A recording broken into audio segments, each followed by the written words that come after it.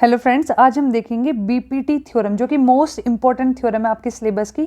इस थ्योरम के अकॉर्डिंग क्या होता है, अगर हम किसी भी ट्रायंगल में एक पैरेलल लाइन ड्रॉ करेंगे, किसी भी साइड के पैरेलल कर सकते हो। इस केस में हमने बेस बीसी के पैरेलल हमने एक लाइन ड्रॉ करी है, तो वो लाइन बाकी जो दो अदर साइड्स होंगी ना, उनको इक्वल रेशियो में डिवाइड करेगी। ठीक है, मीन्स ये जो ए डी है और डी बी है, ए ई अपॉन ई सी, इनका रेशियो एक दूसरे के इक्वल होगा। ठीक है, अब इस क्वेश्चन में हमें क्या करना है, हमें प्रूव करके दिखाना है कि हाँ भाई ये रेशियो इक्वल आएगा।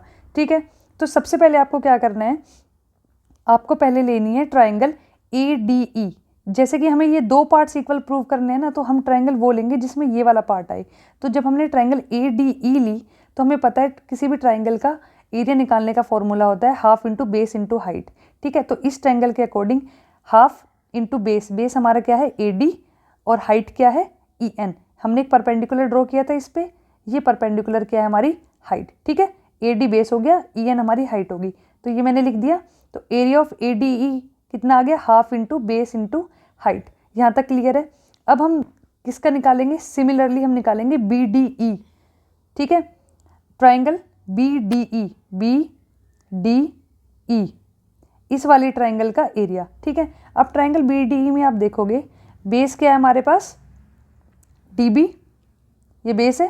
ठीक है, और हाइट क्या है ई एन, ई एन इस ट्राइंगल का परपेंडिकुलर यहाँ बन रहा है ई एन, ये हमारे पास हाइट हो गई। तो half into base into height का फॉर्मूला लग गया, तो ये हमारा आ गया area of B D E. ठीक है, अच्छा फिर हम निकालेंगे इसी तरीके से area of A D E. अब देखो इसी ट्राइंगल में अगर मैं बेस अब ए ई को मान लूँ, ठीक है, तो इसलिए पहले मैंने बेस इसी ट्राइंगल के एरिया के लिए माना था ए डी को, अब मैंने माना ए ई को।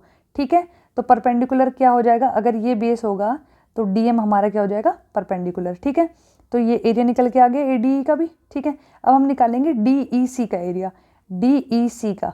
यही चार ट्राइंगल इसलिए ली ताकि हमारी ये वाली, ये वाली, ये और ये चारों साइड्स कवर हो जाएं। ठीक है, यही बात इसमें समझने की थी।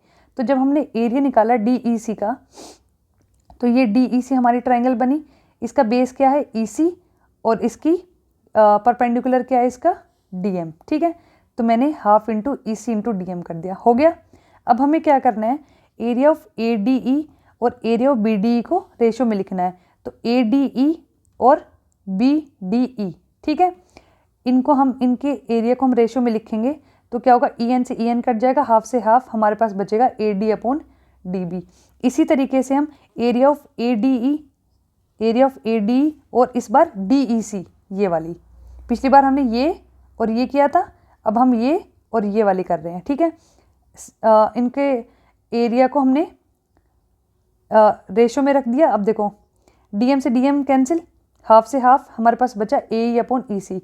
और हमने पढ़ा था कोई भी अगर दो ट्राइंगल है और वो सेम बेस पे बन रही है, जैसे कि हमारी यहाँ पे ये ट्राइंगल जो कि सेम बेस मतलब डी ई पे बन रही है हमारी ट्राइंगल्स, तो क्या होगा उनका एरिया भी, और वो पैरेलल्स दो पैरेलल लाइन के बीच में हुई।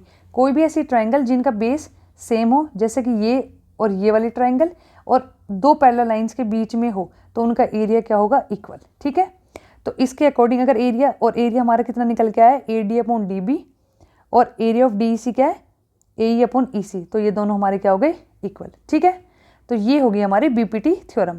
Thank you.